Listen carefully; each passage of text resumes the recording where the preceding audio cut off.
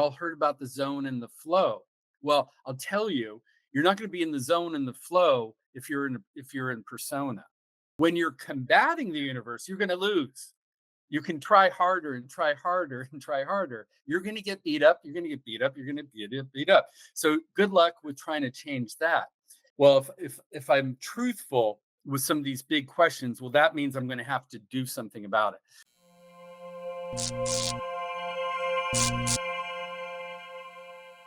You ever know someone who's just like really good at going with the flow in their life? You have no idea how. You've known them for 30 years. They just Yeah. happen to hit yellow Yeah. lights and green lights at every single point in their life. They're Yes. just always like a half click Yes. ahead of the suffering. Yeah. That I wonder if, and I've been curious about these people for as long as I can remember. I mean, like as like little kid, I would see Yeah. like my dad's friends, when they're 30 and like they're just like super confident and like everything and secure in everything they do. I've always been curious about where that comes from because it's always been a different kind of security. Now I'm getting a little bit off the point of suffering, but Yeah. But you can, like, sense um, those people. Like, you feel there's yeah, a difference to them. Like, I can think of several people like a like that in my solidity life. almost. Yeah, like, in my perception of it, they're bright and almost annoyingly so, where I'm like, I'm trying to get there, like, Well, rub it in my that's a face. great. I'm glad you guys brought that up because our reality. So back to familiar feelings. So this hopefully this isn't too abstract. Basically, we are co-creating. So let me go this slowly here. We're co-creating a reality that um, reflects the feelings that we're used to having. So let me say that again. We're Oh, like creating we're creating a reality that that brings up the feelings we're used to having. So back to Charles. I'll explain this a little bit more in a moment. Charles. So it works the other way too. So this is why I could probably ask each of you what you typically expect, or what happens in your day. And I'll ask you, well, what happened last week? What happened a month? What happened a year ago? What blah blah blah. And all of us basically are going around recreating experiences that trigger the feelings we're used to having. Does that make sense? In a very spooky way, yes. Okay. yeah, kind of Now, like we're living our life around our primitive emotions rather than trying to seek more elaborate emotions. it's really from an energy place. So energetically, we're putting out, everything's connected, right? Everything's energy. So we're entangled with everything, as I mentioned before. With the more that you're aligned with your true self, you're aligned with the whole universe.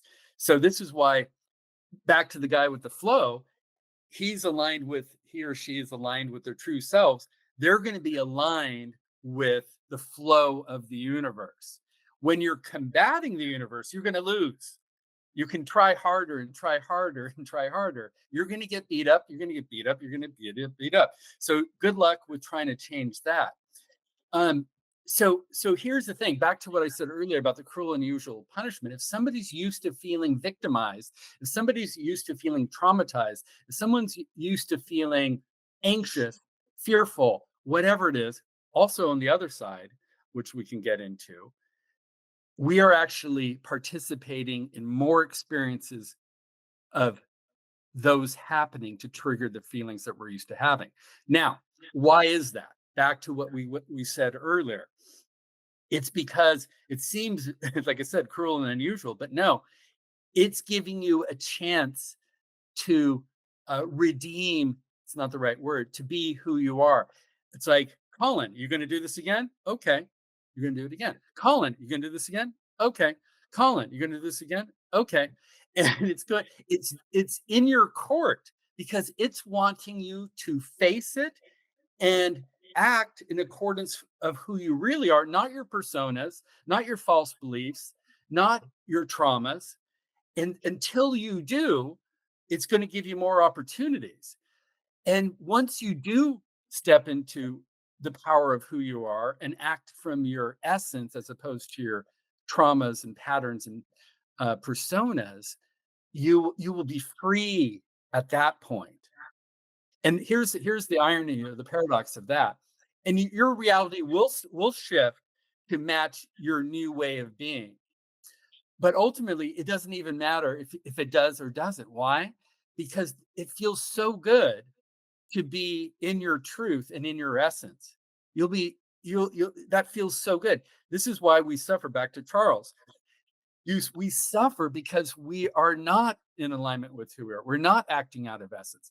That feels horrible. It's tiring, right? Do we get tired when we're a mismatch, whether at work, when we're trying to be somebody else who we're not?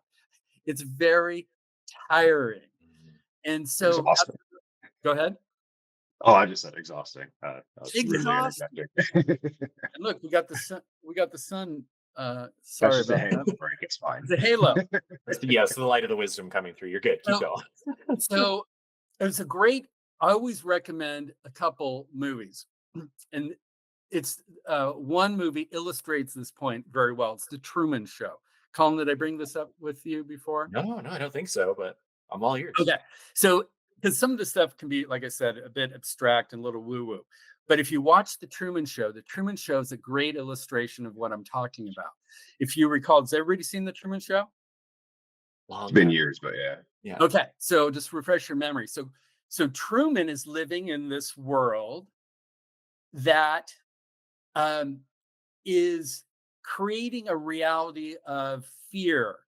Remember, they were instilling fear in Truman so that he wouldn't, because it was a fake reality. So we all kind of live in a in a makeshift reality that's a reflection of who we are. But in the Truman Show, it was a fake reality, right? That was made up. And they didn't want Truman to escape. So there's a lot of parallels here with what I just said. They didn't want Truman to escape. So what did they do? They planted fearful messages. Like when he went he was like, I want to get out of here. His essence was trying to come through.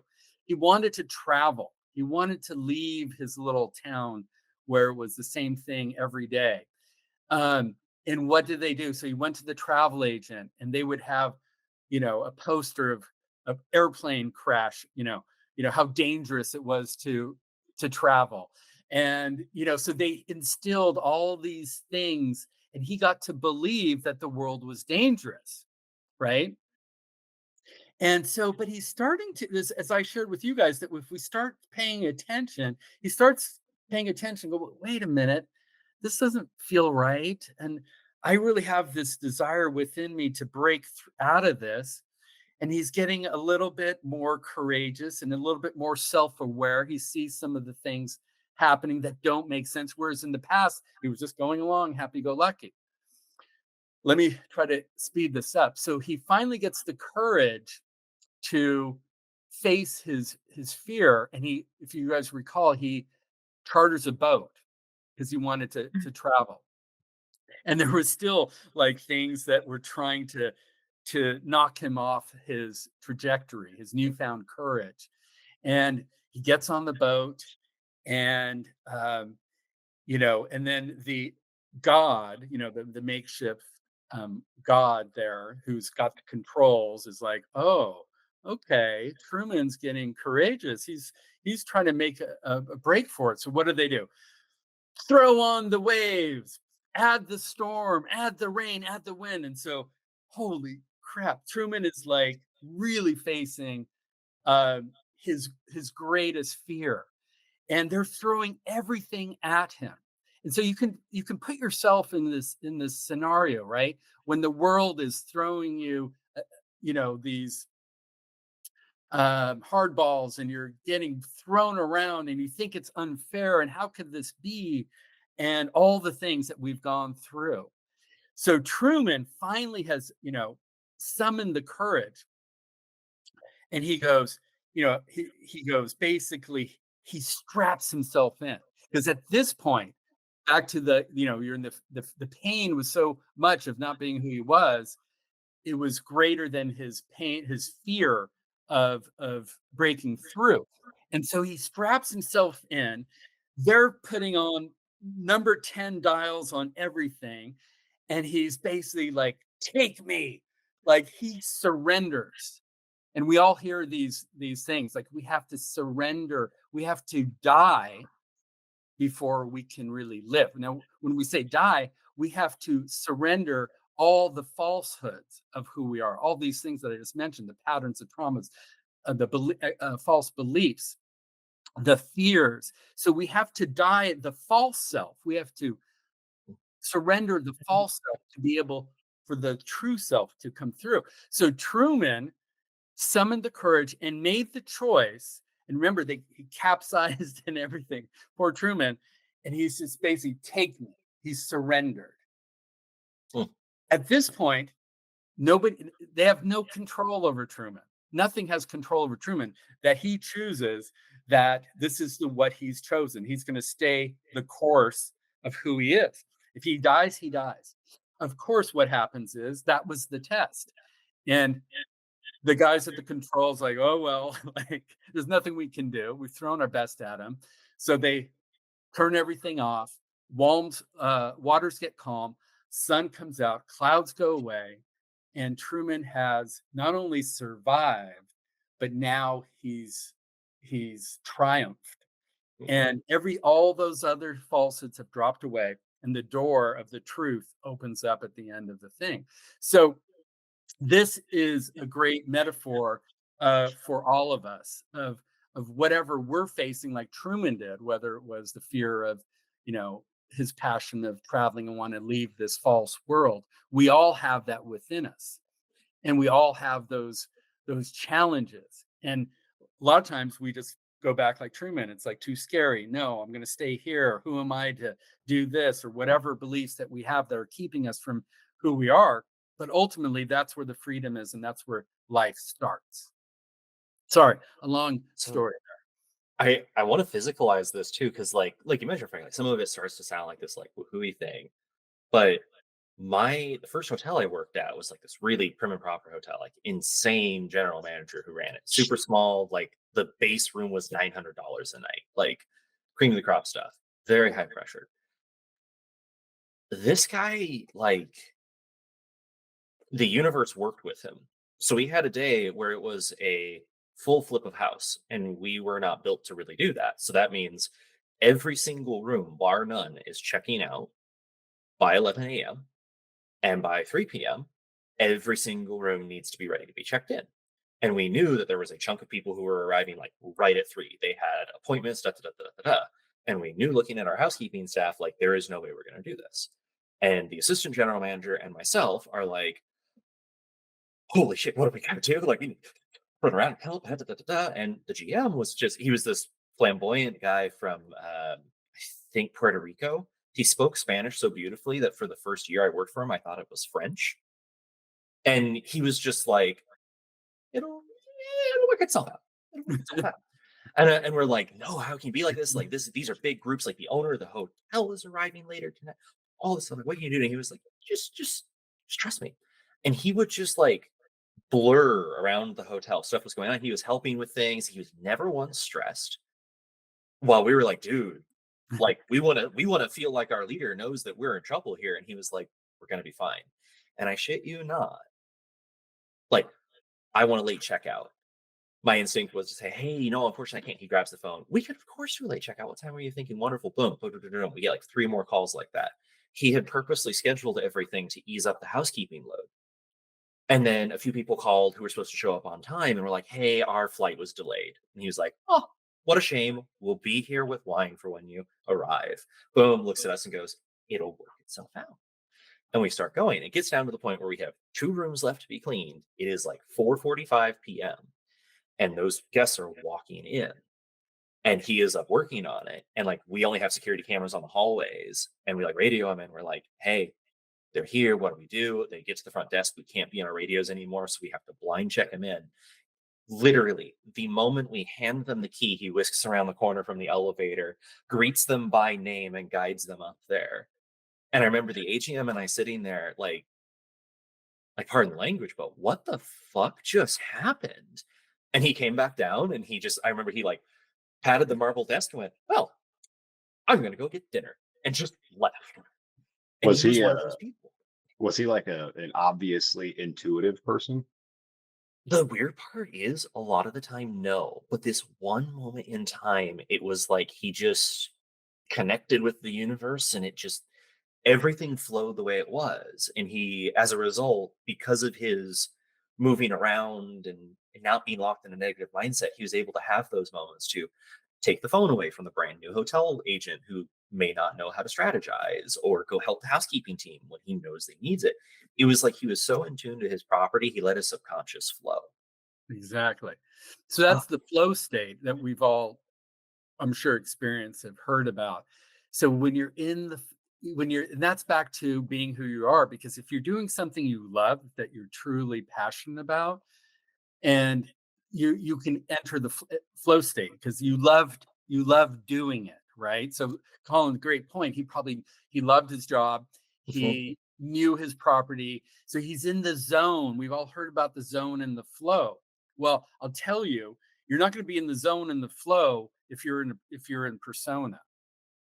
Mm, So ultimately, it's like you want to back up a little bit. And a lot of times we're focused, well, I want to change this, I want to change this. We're in the minutia. Where if we step back and kind of recommit to, wait, where am I off course here? Like these big broad strokes. Am I doing what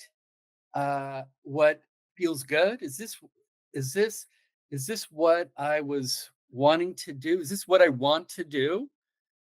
So these big questions, and sometimes those can be scary because a lot of times, um, well, if I'm truthful with some of these big questions, well, that means I'm going to have to do something about it.